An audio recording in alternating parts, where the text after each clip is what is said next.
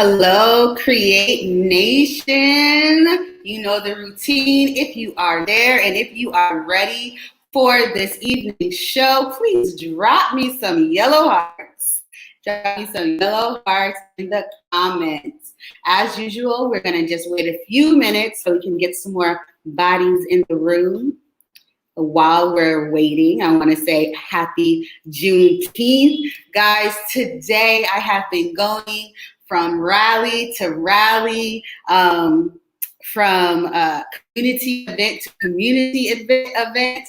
I literally just got in the door because I knew I had to be here on time for these amazing writers that we're going to interview today.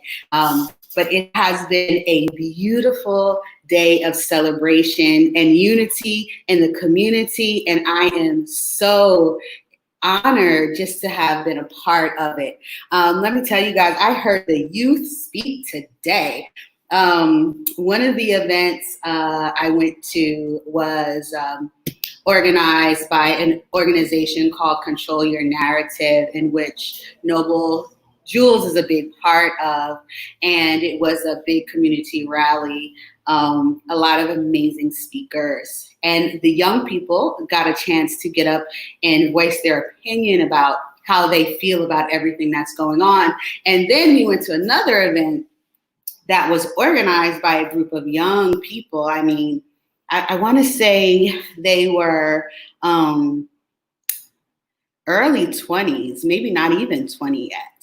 And it was so empowering. The park was filled with Black-owned businesses, with poets, with speakers. It was absolutely amazing and a beautiful, beautiful time. But I'm glad to be here with you guys this evening. So first and foremost, I want to again, I know you guys are probably going to be tired of me saying this, but again, express to you exactly what Create Nation is. Create Nation is a community of creatives, coaches, and content creators who come together to share resources, who come together to encourage each other, to build each other up. I really created the group so that we can have a community where we feel connected. A lot of times as creatives, not only are we trying to work in our field, we are also very sensitive or emotional or connected people. So sometimes we need some additional resources to help us. You know, for me, I am someone who helps creatives and coaches leverage social media to increase their income, their influence, and their impact. And so I also try to always talk in our group about ways to do just that.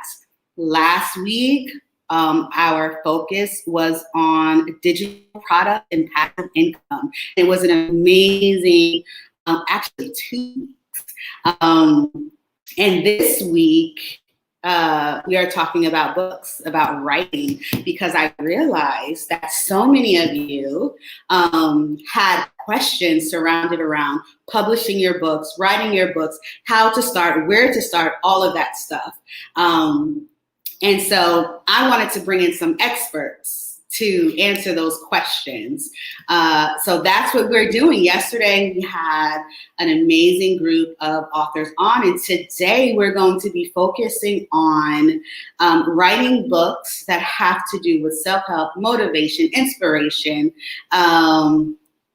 metaphysics, all of those things that I know a lot of you are interested in, especially my emerging coaches. I know that you have some self-help motivational books deep inside of you, and you just need some direction on how to get it started. So I see a comment here from Erotica. She says she's grown as a creative since joining the group. That means so much. Let's keep building community, guys. Build, build, build. So I'm going to jump right into it, guys. If I were to read bios of all of our guests, that would be a good 15 minutes because they're truly accomplished. We are going to start, though, with Reverend Robin G. White, who was on our call, on our live last night, and dropped this beautiful gem about a book doula.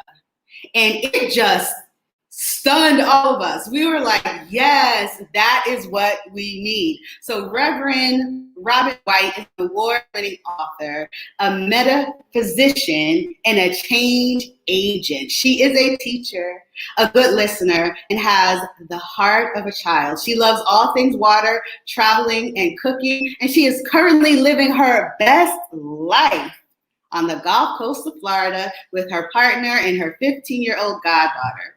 Robin is the author of 4 published titles, and we are going to talk about that as well. She also has a slew of awards here. As a publisher, Robin won the prestigious Lambda Literary Award for Best Independent LGBTQ Publisher.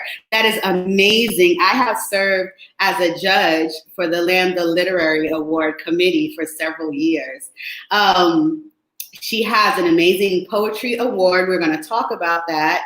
An Urban Media Maker awardee, and the winner of the Chicago Literary Award for Poetry. Wow.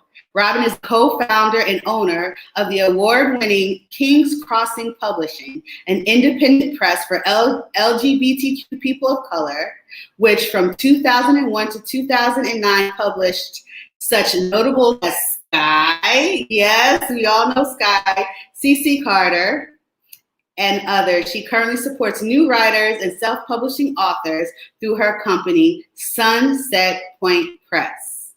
Robin is currently completing her Master's of Metaphysics and will begin a Doctor of Ministry in Pastoral Counseling this coming September.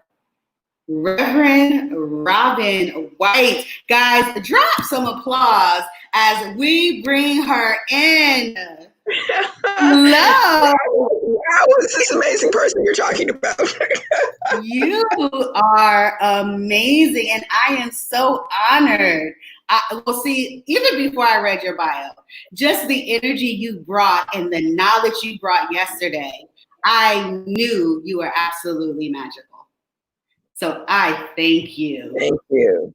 Thank you for having me. I feel totally honored. Onyx, I've been watching you for a while, as you know. I've dropped some messages to you about your work and everything that you've been doing. You've really been on that grind for a long time. And what I really appreciate about you, and I want to say this to anybody who's listening, the way that we get ahead is together. And if you have something that you're doing and you want to succeed in it, the best way to do it is to enlist help of your community, your team, your circle of friends.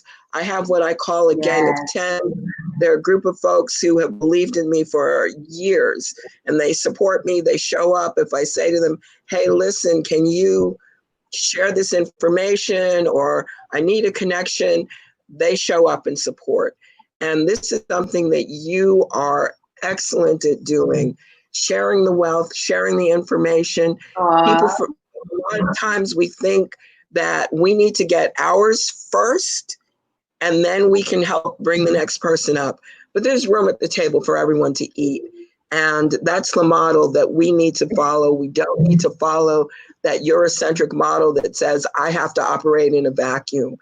We forget, as people of color in particular, it takes a village. It really, really does. And that's what we have. Yes. That's our DNA, and that's what works for us. Yes, indeed. And I absolutely stand by that. It's about collaboration and it's about building community. And I always want to be a part of that. So first of all, thank you so much for those words about me, and also for being a part of this community that is helping to share resources. So before we dive into some specifics about your work and encouraging others to write, I wanted to speak a little bit about what a metaphysician is. What So is that? I knew that was coming. I was like, okay, how do I describe this? So metaphysics is a branch of philosophy that really understands that we are the center of the universe. We are connection to, and I use metaphysics as not only a philosophy, but it is my spiritual practice. So I am a minister of metaphysics. I need to point that out. So it's very different from Christianity in that we don't believe that there's some God just outside of us. Our understanding is that everything is centered within us, and that we are all the connection of one great thing. So if you think about the world, we are one organism, if you will, that is connected to everything. And as such, we have access to everything that there is. Whatever it is we need, whatever it is that we want to do, what our desires are, if we stay centered and focused on that understanding in our core being, that everything is good, everything just is. And those experiences that we have in our life, those challenges, those difficulties are lessons and blessings, because everything, it's two sides of the same coin. Right. Everything that happens just happens. And it's all part of an evolving process, part of an evolution that is everything that ever was and ever will be. And, that's what I teach and how I live my life. It helps in times like this, because understanding that this is part of an evolution, whether we're looking at COVID-19 or we're looking at the Black Lives Matter movement around the world, it's part of an evolution of change and transformation that is all universal. And I understand that universal connection, that one thing, to be love, period. That's what I love, God, truth, the universe. You'll hear me talk about those things interchangeably. Wow. I know that there are many people in Create Nation who truly resonate with what you are saying. And that is one of the reasons why I think it is fantastic that you are joining us, because a lot of keepers of knowledge, that's what I call them, they are yearning to write, to create, whether it is a poetry piece or a motivational, inspirational book. How you have 4 published books and have helped many people become published. What advice do you have to creatives who are wanting to specifically write in the self-help genre? So the things that I would say is, first of all, understand who you are and what I call your superpower is. Really recognize, take the time to recognize what it is that's in you that's uniquely yours, and communicate that. Develop the communities that support that. For instance, I live, right now, Florida feels like the worst place in the world to live because our numbers are climbing. But I chose a location in Florida that would support the work that I do.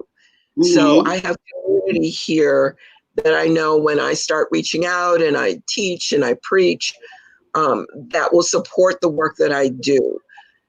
Find your community, find your tribe, talk to them, get out in the world. That is essential to the work that you do as a self-help author, because if you don't have people who are listening to you, writing the book is not going to make a difference. You have to have people who are listening to what you do. And if it's social media that works for you, build your fan base, do your writings. I post stuff on Facebook all the time.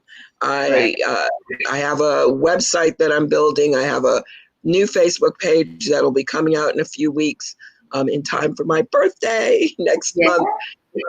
And those are the places that I use to drop my knowledge, share information, support people who are doing like-minded work. And the more that you connect into other people's networks to share information, the more you'll see that reciprocity. When you write your book, just do what feels natural. Get the words down. It doesn't have to be this volume of work that's 300 pages. If it's 50 pages, great, start there. The first book that I wrote,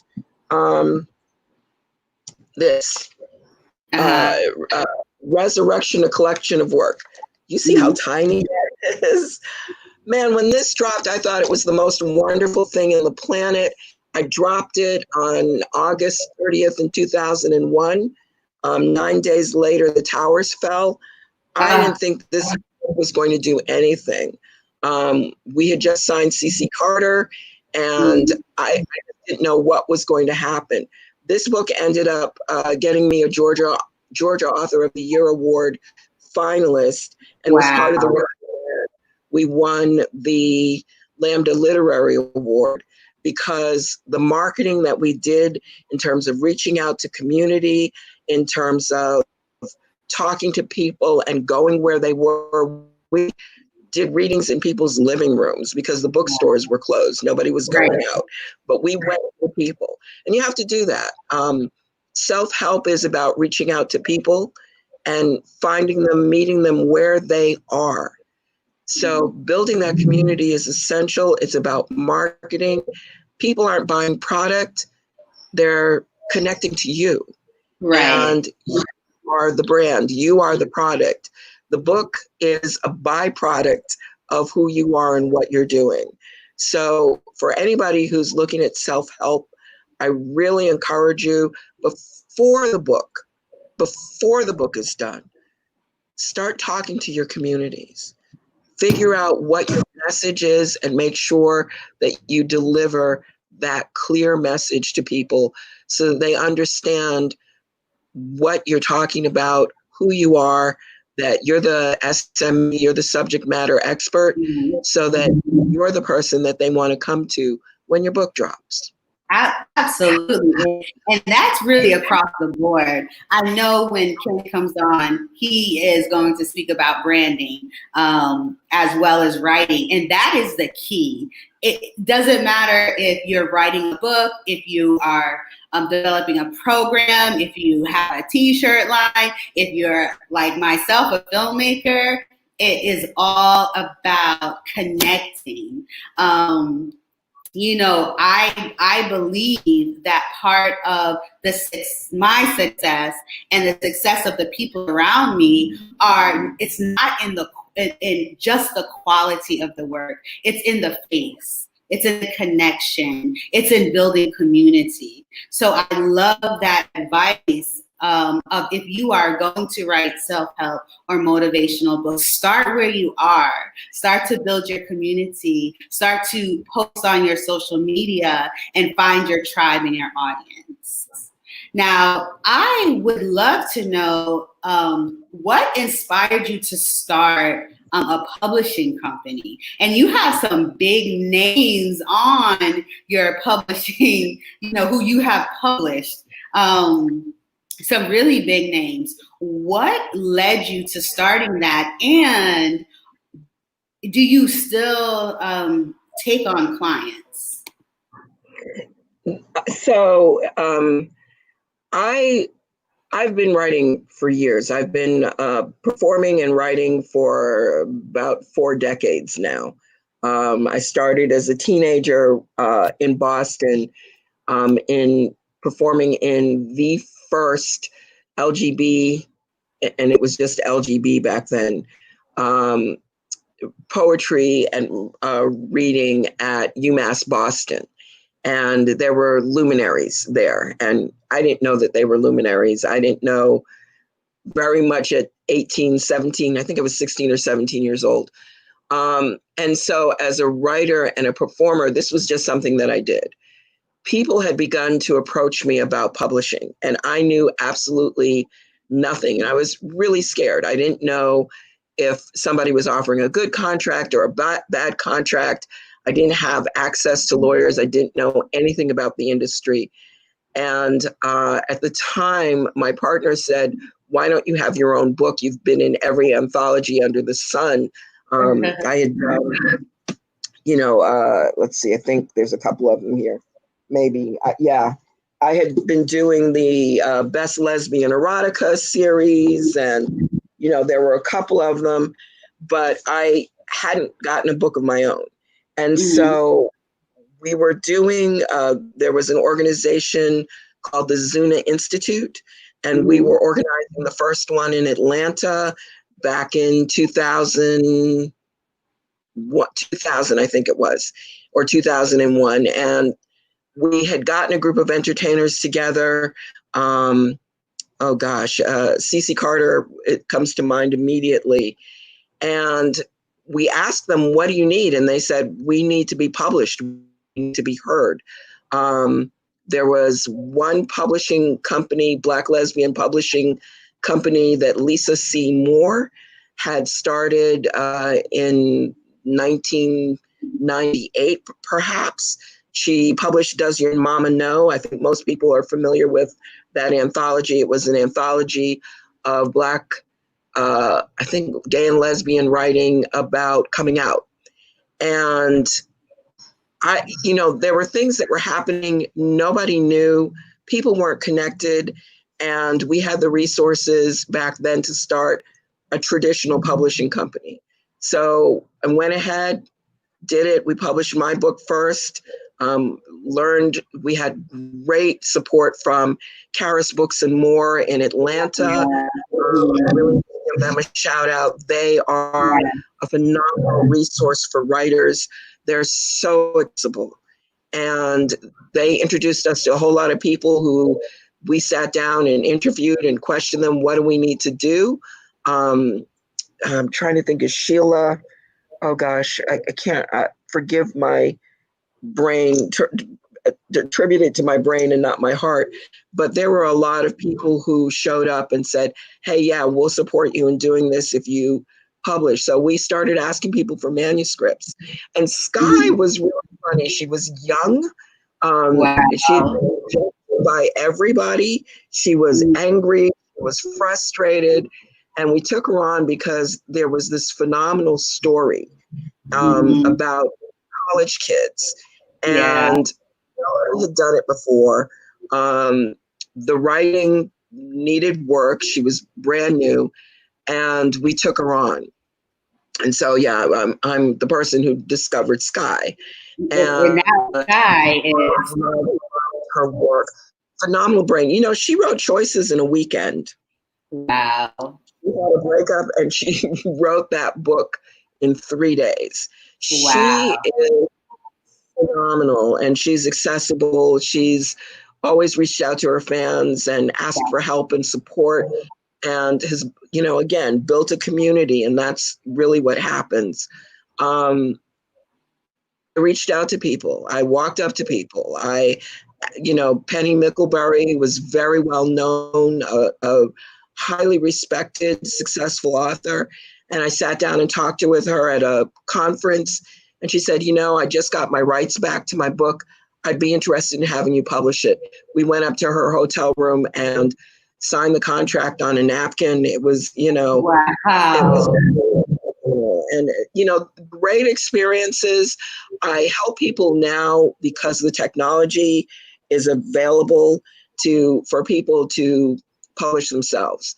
And you don't need a lot of money. You don't need to pay somebody, tens of thousands of dollars to get your work published. And so what I try to do is pass on the knowledge to up and coming writers. I guide them through the process. I help them self-publish. My goal is to work with them once and give them all of the information that they need, that they'll never need me again.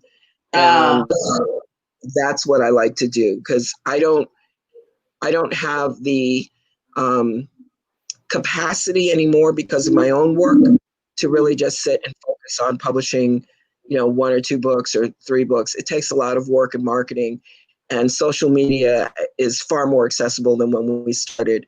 If you want it, you can do it. The resources are there. You can Google them. You can call people like Onyx. You can reach out to me. I'm happy to work with people. You talked about being a book doula earlier. That's part of the services that I offer.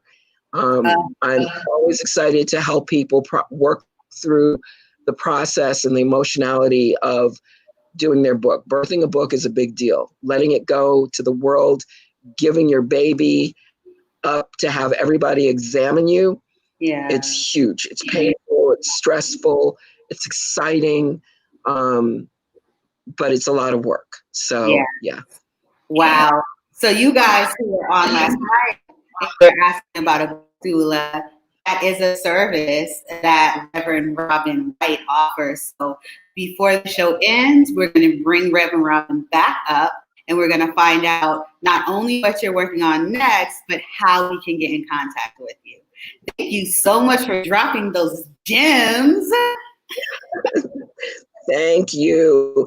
And I want to encourage people to continue to come out and support. We've got, and I'll talk about it a little bit later, but there's a telethon coming up on July 5th from 9 a.m. to 9 p.m. Pacific Standard Time, Voices in Action. There's a lot of writers and performers who are going to be there in support of Black Lives Matter, and the NAACP Legal Fund. You can get on my page. It's open and public, so that you can find out more information about that. And we'll talk about that later as well, because Onyx, I'd really love to have you participate in that as well. It's a really great way for artists to show their work and support something in ways that we value and understand. Yes. So we'll definitely talk about that later. We'll talk about it in Create Nation, and I would be honored to be a part of it. Awesome. Thank you so much, Onyx. I appreciate you. Blessings. You're welcome. Stick around. We'll bring you back up. Guys, I'm telling you, inside Create Nation, we have just a wealth of resources. Do not be afraid to ask for the information that you need. So next, we're going to bring up someone who is a dear friend of mine. The very first movie that I ever did in Georgia, like 10 years ago, she was on sets, helping out in any way possible. And I've just really watched her step into her own. And she released a book called The No Factor, Navigating Life's No's to Authenticate the Power of Your Yes. So please drop some claps in the comments for Kenya Boatright. Hello. Hi. Now you have to know how much I love and appreciate all you have done to support me and my brand. And I'm so proud of all the work that you are doing. Oh, I'm so humbled. I really am. And has it really been 10 years since we worked on that film? Yes. It has been 10 years. So Kenya, first of all, your cover art is beautiful. I just want to tell you guys, I love aesthetics. So I'm always looking at covers. I'm always, every time anybody posts a flyer, anything, I'm always looking at that. And the cover of your book, which I'm going to drop in our group, is just really phenomenal. When I first learned that you were releasing this book, the title grabbed me right away, because I've always had a problem saying no. I was always pulled in different directions. Can you talk to us a little bit about what inspired you to write this book? Well, honestly, I will say my inspiration came from the fact that I've struggled with using that word. And so I saw that as I started doing work in therapy, that no is essential to developing boundaries. And Yes. so I actually took on writing the book as a part of kind of therapy work, learning how to say no for myself and sharing what I've learned along the journey about just the power that no can have. Wow, the B word. People are like, the B word is the other B word, but the B word is boundaries. And they are Yes. essential. They are essential. So you say that you were writing this book was part of your therapy and a part of your healing. What did you hope that your readers would gain from this book? I hope that they would learn that no is not a negative word. Like we go through life thinking if we hear no that it just it's rejection or it's just something bad tied to it. And so for me, when I did the work and started writing the book and saw how powerful the word can really be once you are authentic in it, I was hoped for other people to just be able to see that it's not a bad word. It's okay to say Right. no. It's okay to be firm in it. It's okay to just say it. It's a complete sentence. You don't have to get any type of explanation to it. Right. And I want people to be able to be comfortable in it because one of the things that actually it was Dr. LaCara Foster who said this. She Uh-huh. said, if you're never authentic in your no, you cannot be authentic in your yes. Oh, I say that again. If you are never authentic in your no, you cannot be authentic in your yes. Yes, thank you, Dr. LaCara, for that. Yes. Absolutely. So walk me through the process of bringing your book to life. What did you do? Did you have an accountability partner? Did you start with an outline? Did you just wake up and start writing? How did this come to life? My process was actually 6 years in the making. I started with an outline and I told myself, okay, I'm going to do this outline because I did these workshops that talked about outlines, outline your book out. You can set a schedule and just write. And that just didn't happen for me. It ended up being kind of put on a shelf. And what I noticed that I would write Facebook posts here and there talking about no and talking about different principles of no. And so I one day just decided, okay, I actually, matter of fact, I got invited to speak at the church I was attending at, and I did a sermon called The Power of No. And once I did that sermon, I decided, okay, now it's time to write the book. So I just allowed myself to write the chapters as they came to me. And then I got real serious about it. I put a deadline on myself of, okay, I'm going to finish this book. I'm going to have a book release party on my birthday. I Uh-huh. decided to do it on my 35th birthday. And I said, okay, Yeah. come hell or high water, the book is going to be done. Yeah. And that actually pushed me to get it finished. Wow. So you say it was 6 years in the making. Yes. So now I have several people who have mentioned to me that they just cannot finish their book. It's been years and years and years in the making. Like what made you finally decide? Because I believe it's all about a choice, right? What made you finally decide to do it? I realized that I started meeting more. I guess for me, the decision came when I started meeting more people who struggled with saying no. It was kind of like in my face. Like these individuals would talk about, they would feel bad when they would say no, or they always feel like they have to have an explanation. So I started talking to them about, no is a complete sentence. Don't feel bad. You have every right to stand in your no. That's your truth. That's your boundary line. So if you're telling someone no, you're not being a mean person. A lot of times is you're creating that boundary in that space. There's something that you're not comfortable maybe doing, or you don't have the full capacity to do at the moment. And that's okay. And so the more I was talking to people, the more I realized, okay, it's time for me to just write it. And so I realized for me, I work best with deadlines. And so I put a deadline on myself. And that caused me to get out of my run and really start to take the time to sit and write and, I would get one chapter done and it's like, okay, I would send it to my editor, have him look over it, and then I would continue on with the next chapter. And I just kind of went from there versus trying to go back and forth editing myself and being like, oh, I don't like this and just shelving it. I was like, no, get a chapter done, send it to him. I have this deadline. And that deadline just motivated me to keep pushing forward to get it done. Wow. Wow. So I hope that resonates with some of you. Set a deadline. I love deadlines, but in my line of work, we, live on a schedule.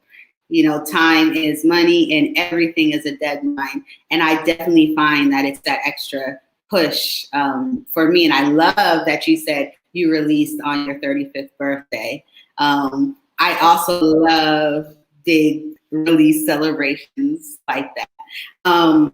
So if you could give some advice to an aspiring author who has an inspirational book or motivational book inside of them that needs to be birthed, what is some advice that you could give them? I would say my advice would be, don't think that your voice is not needed. When I was going through this process, I've connected so many authors and just creative talents who have been very successful. And sometimes that can be a little overwhelming when you know so many successful creatives that are doing their own thing and you're like, okay, I haven't finished mine yet. I don't know if I can do it. But your voice is always needed. There is someone who will be touched by your story. Do it anyway. Know that in writing your story, it's going to stretch you. It's going to cause you to possibly deal with some negative things and deal with some negative emotions. But do it anyway, because once you get done with it, the joy that you'll have, the happiness that you'll have will just be so amazing. And also, I would say utilize your network. You talked about my book cover. My book cover was actually done by a good friend of mine. She created that. And all I did was gave her my idea. She's a graphic designer. She's an executive producer. She's worked on different shows for different networks. And she just took my idea and she went with it. And that's what came about. And at first I was kind of like, well, people might think it's the title is something else, but this is the cover that stuck for me. And I'm so glad that I went with it and I went for it. But I wouldn't have if I didn't utilize my network and reach out to my network. That took a lot of pressure off of me, being that I self-published and I had to go on my own budget and things like that. Like that took a lot of pressure off and utilizing my network. Yes. I think as someone who is commenting says, use your network. Absolutely. A lot of times we get stuck in our ego, our pride, or even our fear, and we don't want to ask. We don't want to reach out. But there is net worth in our network, and we really have to reach out, and we really have to connect. And so, Kenya, I'm so proud of you. I really am. And thank you for joining me. I want you to stick around because I want to hear about what you are working on next. And I have a few more questions for you. So while I bring on my next guest, if you could just chill out for a little bit and I'll bring you back. Does that work? That works. All right. Thank you. All right. See you later. So guys, this next gentleman Mr. Ken, let me tell you first and foremost, okay? I was in a 5-day challenge, right? With Milani, Shani, and Ken. And this 5 days, okay, stretched me and it really impacted me. I work with a lot of coaches, guys, and I add video content to their programming to make it polished and professional. So I'm privy to a lot of information, a lot of knowledge. This free 5-day program impacted me more than some of the 6-figure earners who have programs that I am contracted for. So I was just thoroughly impressed. But specifically, every time Ken spoke, it resonated with me because he is all about the brand. And for me, branding is everything. Whether it is, I can't even say whether, because what he taught me was there's no difference between your personal brand and your business brand, okay? But your brand matters. So I'm going to read Ken's bio. I'm going to bring him on, and I know that you guys are going to be blessed by his knowledge. So Ken has been motivating people for over 20 years. He is a personal development coach and branding expert who specializes in human behavior.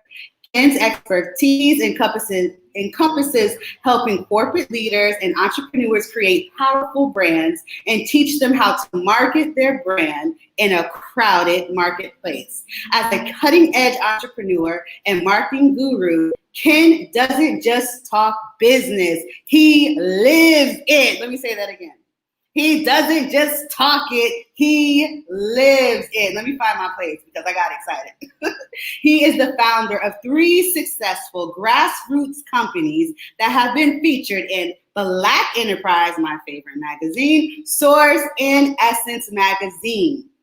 He has also been highlighted on CNN, QVC, which I am addicted to, and the Home Shopping Channel. Ken has been featured on multiple reality shows for 2 decades.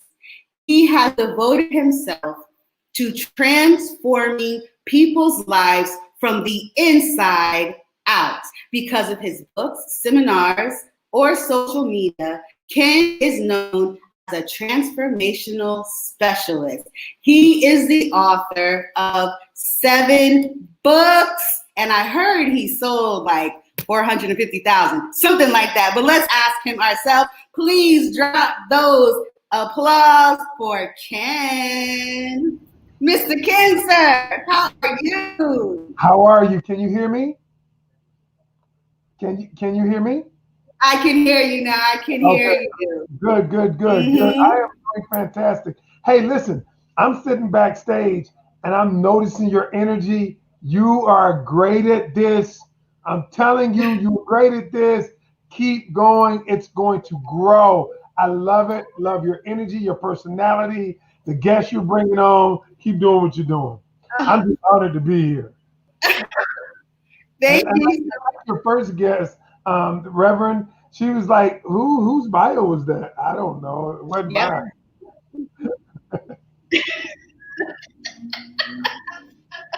Yes, I read your bio and I'm like, yes, yes.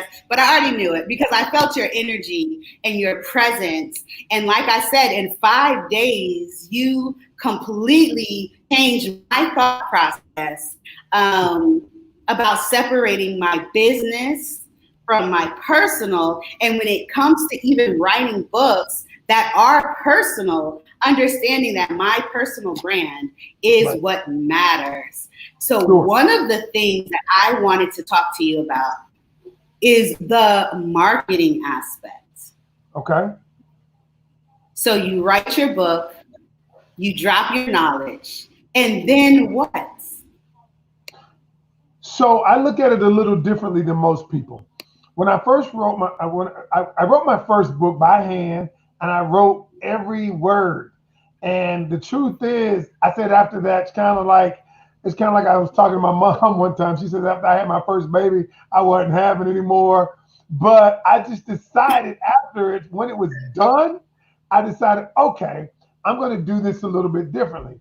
And so the first book, you're excited. You want to just get your message out to people. And you say, well, my friends and family, they're going to support me. You hope. And then you don't even really think about the whole marketing thing. You just want to get it down on paper. And I've got my book in hand.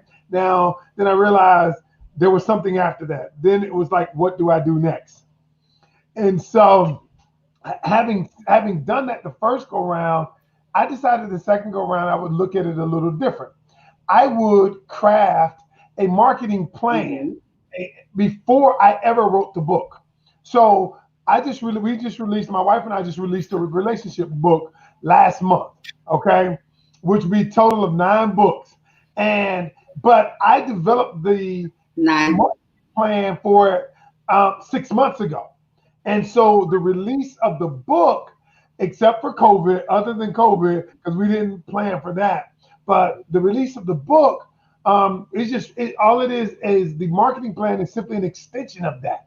And so I look at it like this, and I think one of your guests said this, listen, it doesn't matter what you write. If no one knows about it, if no one knows about your messaging, it doesn't matter. The best product, the cure for cancer, could be out there, but if no one knows about it, it doesn't matter.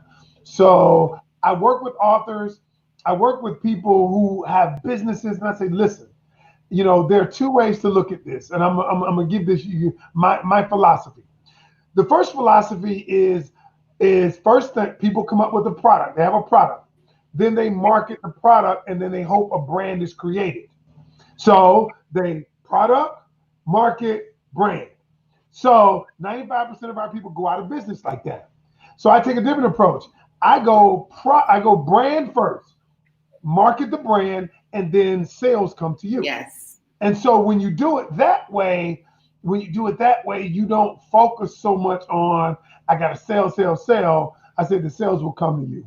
So that's how Right. I've been able to sell so many books. Wow. And that resonates with me 100%.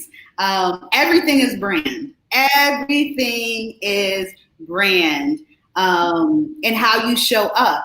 And especially how you're showing up, on social media, how you're showing up, in person. You cannot say you're a transformational coach and then show up in dysfunction constantly.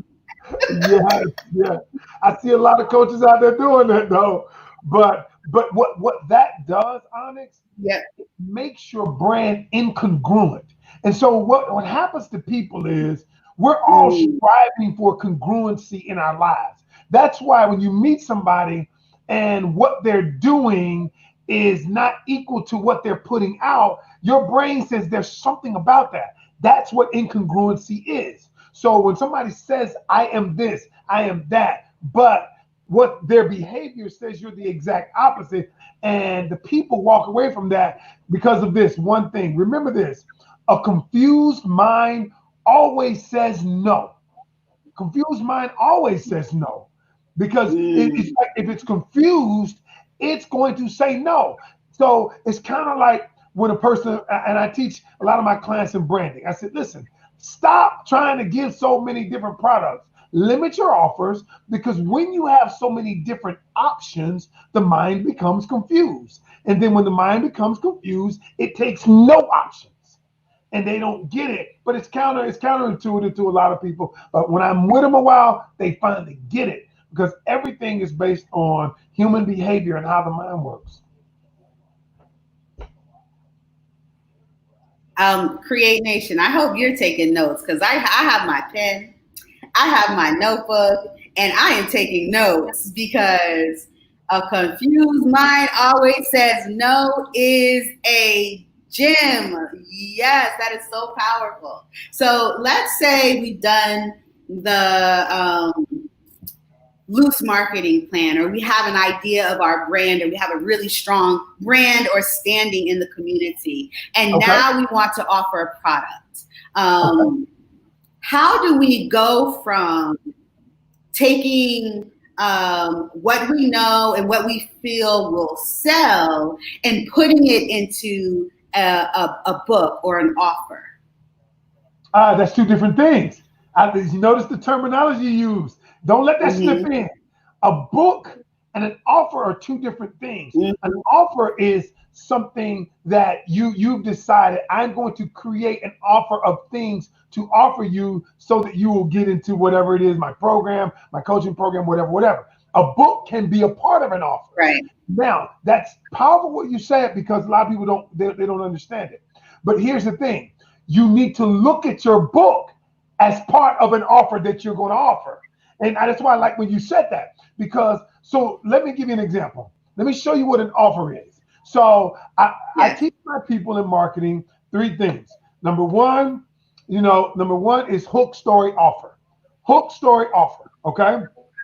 The hook is for instance, let me show you how I made $95,000 in 6 weeks, doing XYZ.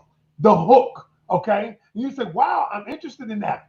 And then so you come in and then I tell you my story. My story, I didn't have any money. I was dead broke. And all of a sudden I learned this principle. About creating funnels.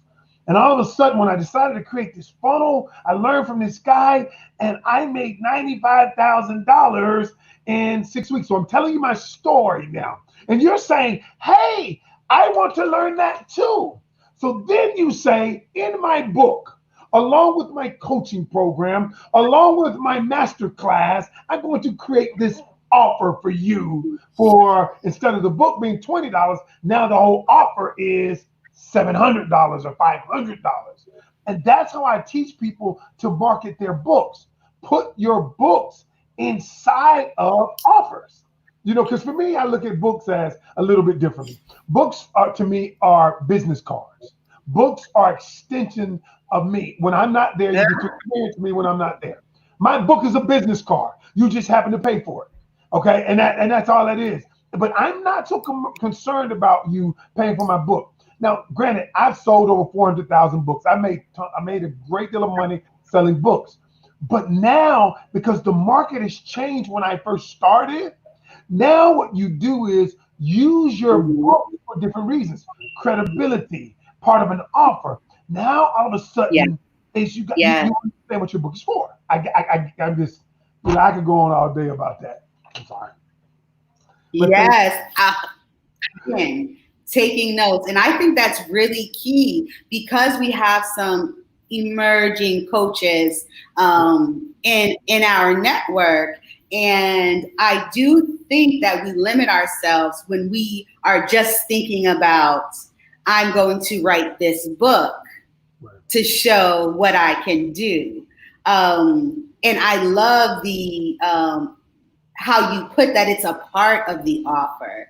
It's a business card that someone pays for. And I would love to encourage those of you out there who are keepers of knowledge, who do have programs, whether you're teaching people how to crochet or teaching them how to make films. It goes beyond the book.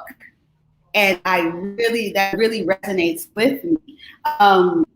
So if we're working, as some people would say, backwards, I see it as forwards when we're talking about the marketing plan, the branding, and then the book.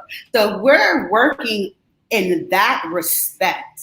What are some things that we need to start doing right now on our social media platforms to build that brand that will eventually lead to the book and the offer? Great question, Onyx. Okay, and you saw a real live example of it. It's what I did with Milani.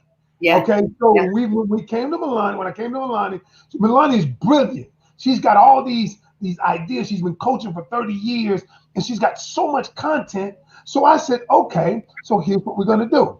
What we're going to do is we're going to get people acclimated to what your brand is. And so, and this is what I told her. I said, first thing we're not going to do. We're not going to try to convince people of your brand. And your first guest said this eloquently, beautifully. What we're going to do is we're going to put out there our content, and the people who will be, we're going to put out there our brand, and all the brand elements. And then the people who be attracted to us will come to us, our tribe, as she calls it. I use that terminology a lot because what people try to do, huge mistake in branding. What they try to do is change someone's mind about them or their product. No. Oh, what our goal is to find people who already think like you do. See, Onyx, there are people, creators out there who already think like you do. Your job is not to convince somebody to become a creator. Your job is to find the creators already out there and bring them into your community. That's one of the biggest mistakes people make. So what I tell them is, so this is what we're going to do. I have a plan. So I say, okay, let's talk about your messaging. And what we're going to do is we're going to divide your messaging up into 30 bite-sized chunks. Okay? And you might say 30 bytes, that's a lot of messages, but you got tons of messages. You don't even know how much you got. So when I sit down with them, I will divide it up into 30 bite-sized chunks, right? And what I will do is I will create content and give it away. My best content. Don't ever let anybody tell you not to give away your best stuff. Give away your best stuff. Why? Because now the consumer's mind works like this. The first objective is to get them to know you. Now they know you. Then they say, okay, I am aware of who Onyx is. Then you give them your best stuff. They say, they attach emotion to what they know. I know you. Now they say, I like her. I like what she's saying. I like what she's about. Now your brand is taking over. I like her. And then the reason why you give your best stuff is because of the next factor is they say, I trust you because you haven't asked me for anything and you just given me so much value. The law of reciprocity kicks in. That what you give a person and they believe you've given it to them in earnest, then they will reciprocate. They want to do something for you. And then the last thing is they buy from you. And so you cannot usurp this process. You can't. It works to a time, but so people want to jump to the front of the line. They don't want to do all the steps necessary, the work necessary to go through the mind. And what I do is I tell people in marketing is just a part of human behavior. We buy for a reason. We go through a certain process. And when you learn that process, don't deviate from it. Just like filmmaking. You have a process. Yes. You don't deviate from the process. If somebody comes to you and says, I want to make a movie, you're like, here's the process. Yep. Exactly. Right. Wow. Yeah. Sure. True. Let me tell you one more thing. I don't want to hog the show because y'all, I'm good at doing stuff like that. If you're ever going to write a book, number one, you got to ask yourself, why am I writing this? This leads to the marketing. Why am I writing the book? See, I write a book now. I never write a book to make money, okay? Because I know the money that I make from books are really small money. I don't mean that in a condescending way. It just is, okay? But what I do is you have to say, am I writing the book to make money? Am I writing the book to just get my messaging out? Am I writing the book for credibility? That's why I write books. Yeah. I only write books now for credibility. And I package the books inside my offers because I know that the mindset of a person who's looking at an author, who's looking at a person that's written a book, I don't care. It's like she said, that thin book, it does not matter. The fact that you put pen to paper, you're a thought leader. You're a thought leader. That is credible. And so I talk about credibility. So I've been on reality shows and I could, one day we'll do a whole thing on how can you influence anybody to do anything. I got to tell you this story. Tell me. Okay, hold on a minute. Okay, Onyx. I'm going to tell you the story. So I was on the show, The Biggest Loser, right? And so the years that I tried out for the show, I was making money and my story goes like this. Here I am, a motivational speaker, couldn't motivate myself to change my life. I had a tremendous story and I was like, I didn't want to tell 30 million people that I had problems, but insanity is doing the same thing and expecting different results. So I thought about it. I'm a marketing guru. I know what to do. I know human behavior. So I got to tell you this story. So the day that I went to a casting call in Norfolk, Virginia, I'll never forget it. I was in the last group that saw the casting directors that day. Okay. And so the casting directors, when you sit in, you sit in this line, it was 15 people that go in with you, right? Uh-huh. So they ask you one question. They say, why do you want to be on this show? They only ask you one question. You get one shot, one bite at the apple, Onyx. You get one shot. So this just so happens I'm the last person of the day, the very last. So I'm looking down, and this is how, and I'm using this example to show your audience that you can look at other people and success leaves clues, and you don't have to be creative. So I'm looking at all of them. And so they're going by, and the guy's sitting in front of me, right? And so one lady says, I want to be on the show because I want to lose weight. My husband's not attracted to me, or my kids, I want to grow up, or my wife's not attracted to me. All kinds of reasons, okay? So I'm looking, I'm watching every time it gets to me. Now watch this. So when he gets to me, I understand how human behavior works. So everybody did one thing. They made a statement. They made a statement when he asked them a question. Mm-hmm. So he asked me a question. His name was named Brandon, because I know I'm good with people's names and I understand influence. So here's what I did. I had my printer do me up this book. It's got all kind of stains on it now, but I did it for nostalgia. I had him to do me a book that said "Help My Mind is Fat" by Canion, and the book is empty. Nothing, no writing in it, right? So I said this. I said, Brandon, he asked me the question last of the day. I said, Brandon, do you know what it feels like to be fat and overweight in America? He looked at me and said, huh? I said, you don't, do you? He was a slim fella, right? So I said, I am in a prison like many other people out there, and I can't understand how I can't convince myself to change. And so when I get on this show, I'm going to finish this book. I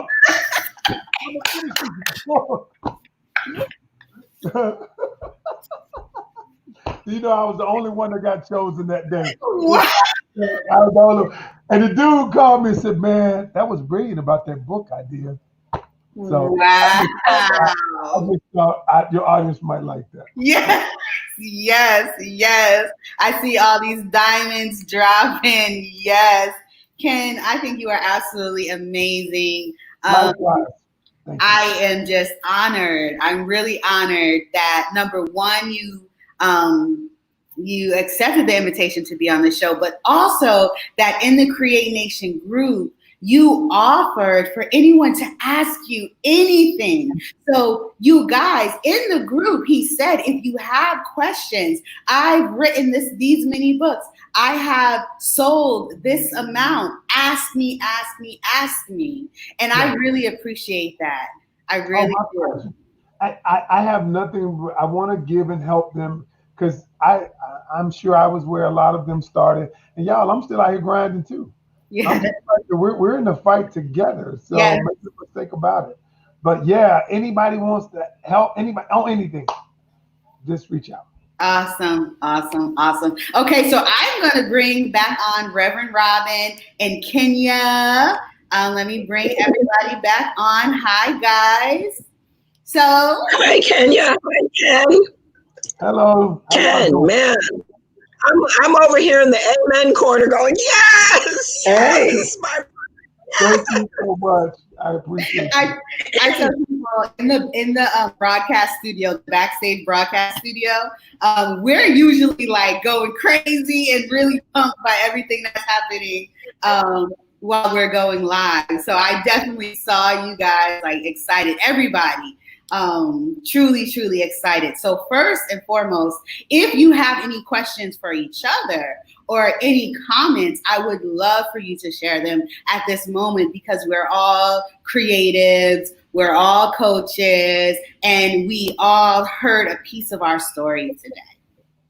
I just want to say you guys are doing a masterful job. Thank you for doing what you do and the areas that you do it. People need you. The world needs you both. Thank you so much. I'm just honored to be on the panel with you guys. Awesome. And I reiterate that, Kenya, you know, the no factor, it's brilliant. A lot of us, especially women, you know, we grow up just learning how to be in service to others and don't know our own boundaries, don't take the time to be reflective and understand that. And it's powerful. It's no is a complete sentence. You said it earlier. Absolutely. Can the work that you're doing, you know, you said something that was very important, and it's something that people always, I've had business partners who say, stop giving away the information. Stop telling them that's valuable information. People will pay for that. People won't pay for it if they don't feel like you're authentic. And when you give your best information and you tell people, listen, this is what you need to do. You don't need me. I'm going to help you understand why you don't need me. And this is what you do. People will come back to you because they understand that you really are there to support. We're doing what we do. And Onyx, I know this is true about you. You and I have had conversations about this. When you come authentically as who you are and passionately about what you do, and you are living your truth, that resonates with everybody. People understand that. Water seeks its own level. And when you do that, people understand that you are there to support them and you're going to help them, and they're going to continue to come to you. I think for a lot of us, people who are writers, especially emerging writers, and Onyx, this is why I appreciate this forum. We have to understand the business mindset. Yes. Because all of us do what we do because we love to do it anyway. But we've got to activate that left brain mindset that says, we are here with these gifts and this powerful message that we have, that it's there not only to help the world, but it's been given to us so it can support us in doing the work that we do. And that's invaluable. Yes, yes. You know, I stand on killing the notion of the starving artist. Like, we have to get out of this mindset that our passion only feeds our spirit. It feeds our spirit and it feeds our pockets. Yes. Absolutely. Yep. Absolutely. Listen, y'all. I always tell people, you know, people like, I don't want money. I say, well, here's the thing. If you want to continue taking what you do to a larger audience, it takes money. Yes. So don't ever, because I have a lot of people that I work with who are shy about telling people about what they do. And I am an advocate that you're creator, you do the world, you do whatever, you do yourself a disservice if you don't tell the world what you do. Absolutely. And you do other people who need you a disservice. Absolutely. That notion of being humble that we sometimes mix up, that stops us from sharing our gifts or talking about our experience. It really limits us from connecting, reaching, and touching the people that we need to touch. And that was a hard lesson for me. Before, those of you, because I probably already talked about this, but I'll say it again.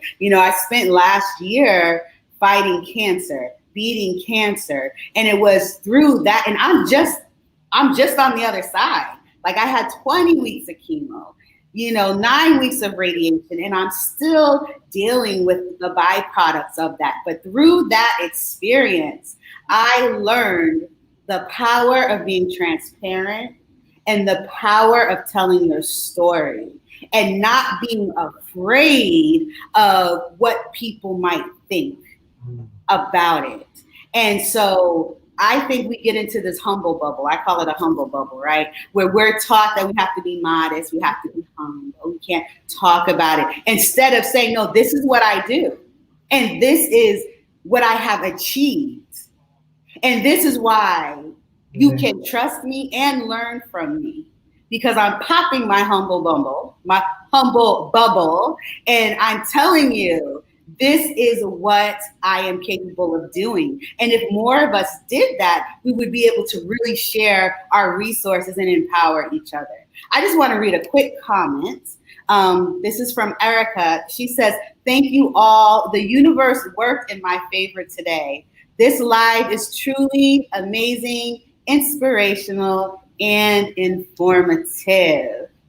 Oh, Thank you, Erica. Yes, Wow. yes. Wow. Thank you so Thank much. you. y'all know I'm a big baby. I'll start crying in a minute.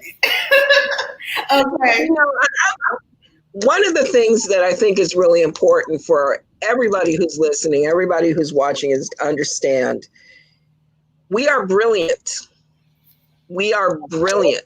We are brilliant lights, each and every one of us.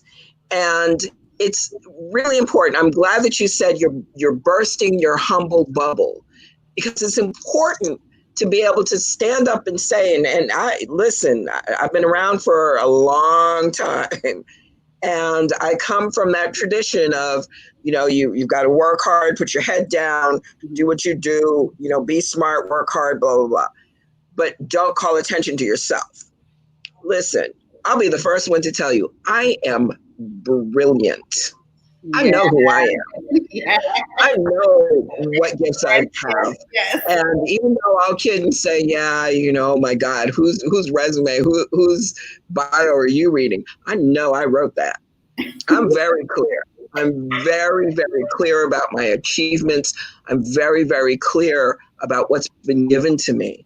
And, from a metaphysical stance and understanding, if you're talking to folks who are followers of Jesus, Jesus talks about being the light on the hill. You don't put your light under a bush.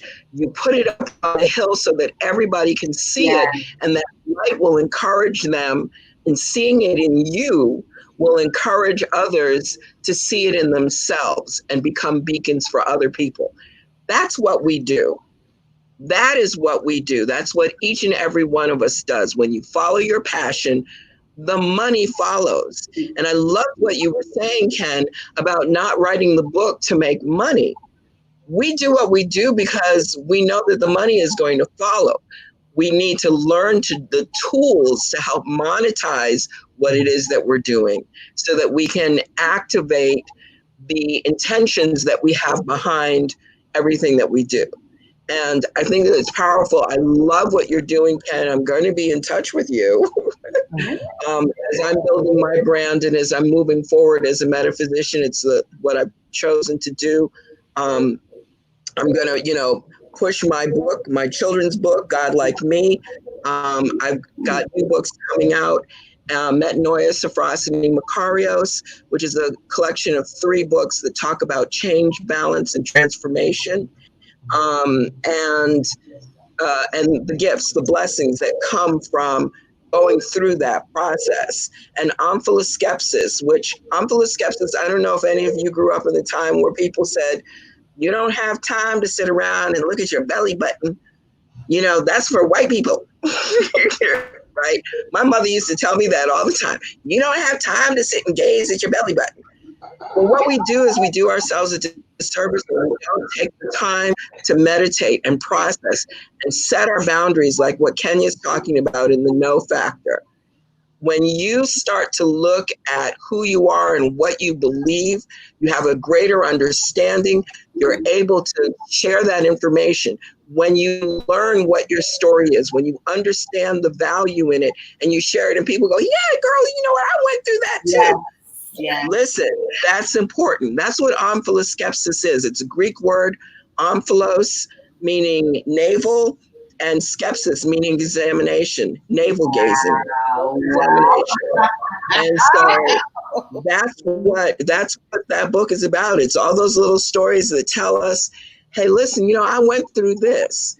And they're little gems, you can take it in the bathroom with you, read it in the morning, and meditate on a story, meditate on some information. And so those books will be coming out later on this year through Sunset Point Press.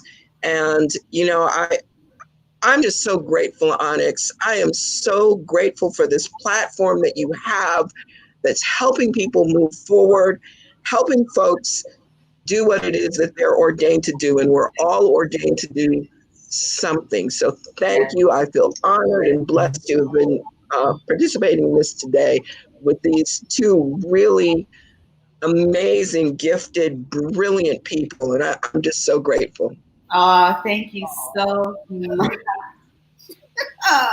So, Kenya, can you tell us what you have coming up next? Yes.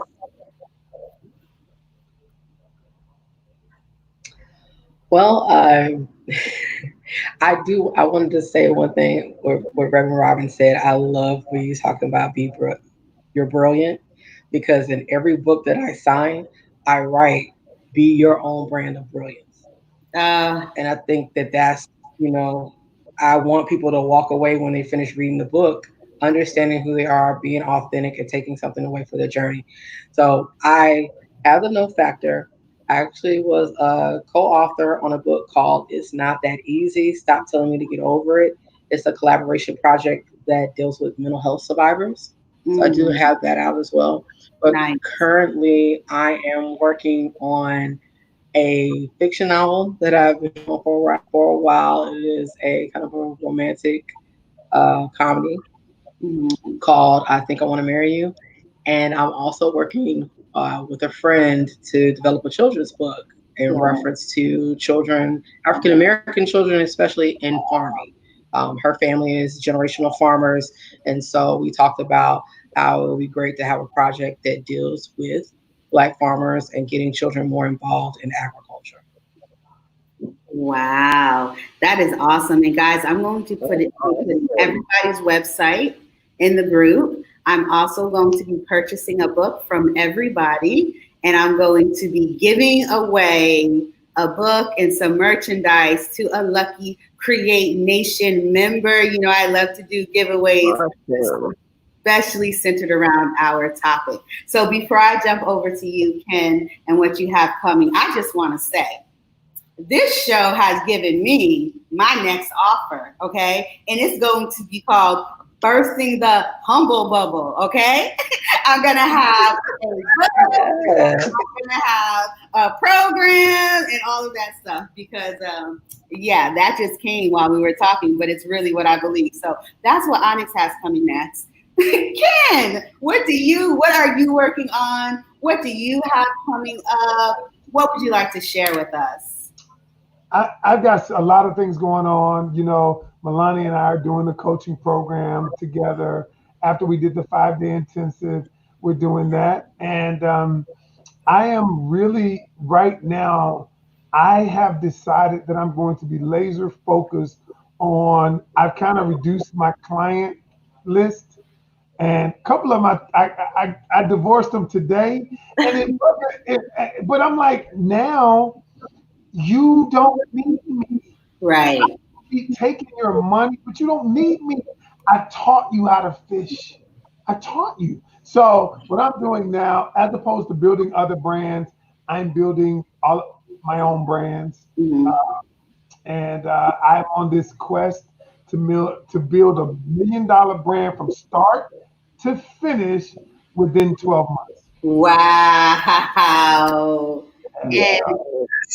We are, and I videotape everything, chronicle everything, showing people it can be done, and here's how you can do it. I'm going to show you, because you know a lot of people, they only tell you when they are made 10 million, right? They only tell you when they're 100 million, or when they become this big time author. So I'm just chronicling, not just really just showing the journey. Yes, that is beautiful. I believe that the power is in the process. Yeah. I say it all the time. It is in the process. The prep work is where you really get your tools and you gear up.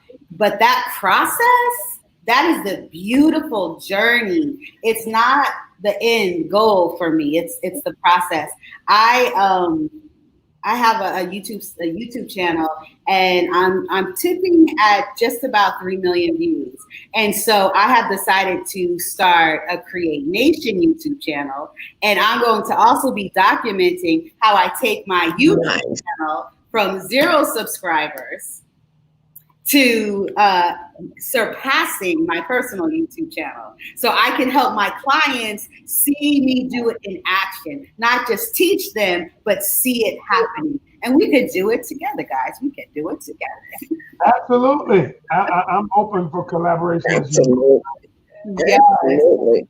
So Erica asked, will you guys visit her website and give some honest feedback? Erica has been working really hard on, I don't know if it's a journal or a planner, but releasing a book with original graphics in it. And so she's had some obstacles with formatting, and then also just being really confident in the work that she is doing, because what she really wants to do is empower people and make them aware of their own awesomeness. Yeah, she said, click on the pictures. For sure. Sure. Okay. Absolutely. So yes, Definitely. this is what Create Nation is about, guys. Okay, so happy Juneteenth, everybody. Thank you for joining me. Those of you who are listening, thank you. Please share this. Please let other people know. Invite them to the Facebook group. In about 4 weeks, I'm going to start making all of the videos private, just in the group. Right now, I have them everywhere so that people are aware that we're here. I will announce what we're talking about next week in the group. I have not decided yet, but thank you guys so much. Thank you for having me. Thank you. And listen, I really want to invite everybody to come participate in Voices in Action on July 5th. Yes.